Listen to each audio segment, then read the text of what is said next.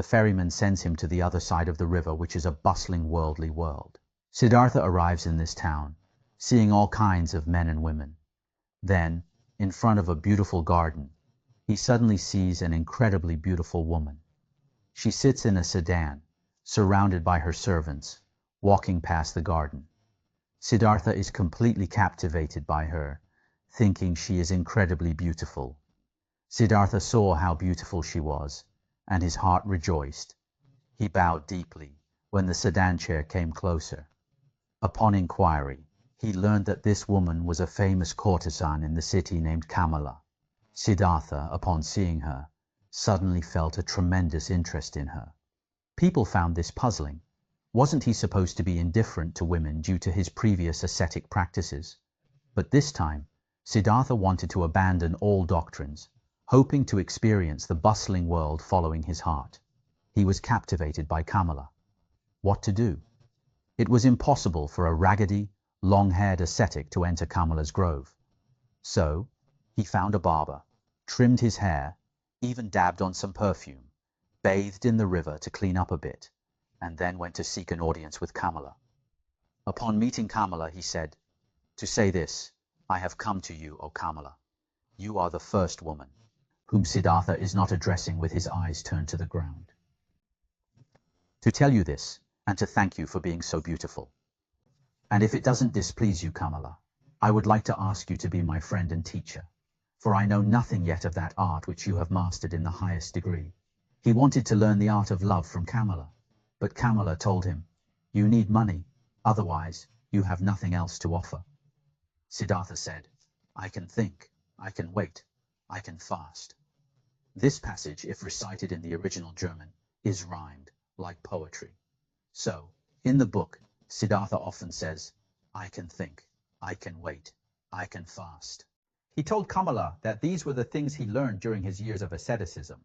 Kamala said, "No, my dear, he doesn't satisfy me yet. Clothes are what he must have, pretty clothes, and shoes, pretty shoes, and lots of money in his pouch, and gifts for Kamala." Kamala introduced him to a man named Kamala. She told Siddhartha, "Kama Swami is the richest merchant of the city, old but powerful. He needs help now. Go learn how to make money from him, then come back to me." The next day, Siddhartha went to see Kama Swami. This chapter is particularly interesting, titled, "With the Childlike People." Many might find it surprising.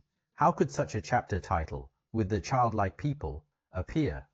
Actually, Siddhartha saw most people in the world, including Kama Swami, as having childlike minds. They were happy with a little gain, angry with a small loss, resorting to various tricks and means just to gain a little more, all of which were fleeting. So he believed that most people in the world had childlike minds. Kama Swami asked him, "What are you able to do?" "I can think, I can wait, I can fast." "That's everything?" "I believe that's everything." Kama Swami asked Siddhartha if he could write, and to his surprise, Siddhartha could not only write, but wrote exceptionally well. So Kama Swami involved Siddhartha in his business, where Siddhartha excelled. However, what set him apart from other merchants was that he didn't care much about business and making money. For instance, once he went to buy rice, but found it sold out upon arrival.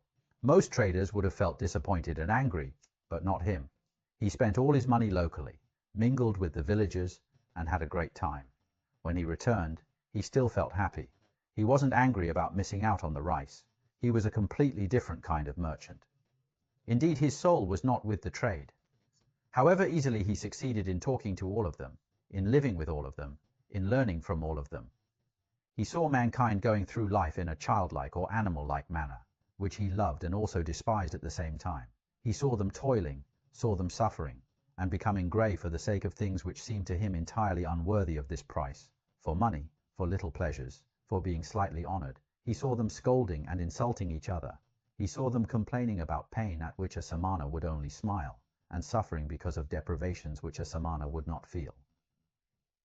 You can feel this sensation of rolling in the secular world but not being tainted by it. When he saved up enough money, he left it with Kamala, then learned the art of love from her, enjoying sensory pleasures. Kamala said, "You are the best lover," she said thoughtfully, "I ever saw. You're stronger than others, more supple, more willing. You've learned my art well, Siddhartha. At some time, When I'll be older, I'd want to bear your child. And yet, my dear, you've remained a samana, and yet you do not love me. You love nobody, isn't it so? It might very well be so, Siddhartha said tiredly. I am like you. You also do not love. How else could you practice love as a craft? Perhaps people of our kind can't love. The childlike people can. That's their secret. Wow, this passage reminds me of what Wang Rong, one of the 7 sages of the bamboo grove in New Talks of the World, said. Saints forget emotions. The lowest can't surpass them. Those who are most infatuated belong to our kind. This is exactly what these childlike people do. They truly dare to love and hate. This was his life in the secular world. As time passed, many years went by. Siddhartha became richer and more like a childlike person. Siddhartha had learned to trade, to use his power over people, to enjoy himself with a woman. He had learned to wear beautiful clothes, to give orders to servants, to bathe in perfumed waters. He had learned to eat tenderly and carefully prepared food, even fish, even meat and poultry, spices and sweets, and to drink wine, which causes sloth and forgetfulness. He had learned to play with dice and on a chessboard, to watch dancing girls, to have himself carried about in a sedan chair, to sleep on a soft bed.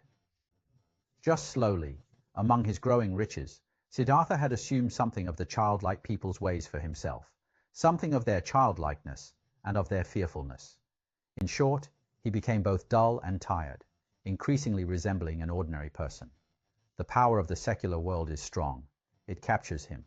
Desire, greed, laziness, and the desires that Siddhartha once looked down upon all invaded his mind. He still dated Kamala. Sometimes Kamala would suddenly ask him, "Can you tell me more stories about Buddha? I love hearing stories about him." At the age of 40, Siddhartha's temples began to show grey hair, and even more terrifyingly, he noticed wrinkles around Kamala's eyes. Signs of aging had caught up with them. One day, Siddhartha finally erupted. With a gloomy mind, Siddhartha went to the pleasure garden he owned, locked the gate, sat down under a mango tree, felt death in his heart and horror in his chest, sat and sensed how everything died in him, withered in him, came to an end in him. Shivers ran over his body, inside of him, so he felt something had died. In the same hour of the night, Siddhartha left his garden, left the city, and never came back.